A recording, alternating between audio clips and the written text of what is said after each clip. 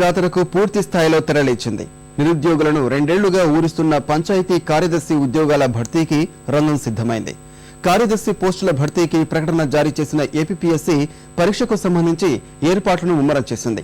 September 15న రాత పరీక్ష నిర్వహించాలని అధికారులు ప్రాథమికంగా నిర్ణయించారు.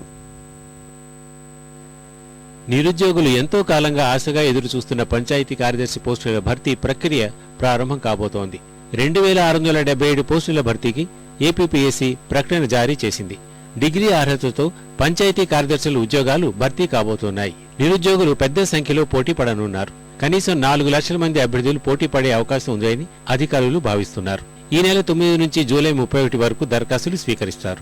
అభ్యర్థులు ఆన్లైన్ ద్వారా పరీక్ష రుసుము చెల్లించి దరఖాస్తు ప్రక్రియ పూర్తి చేయాలి.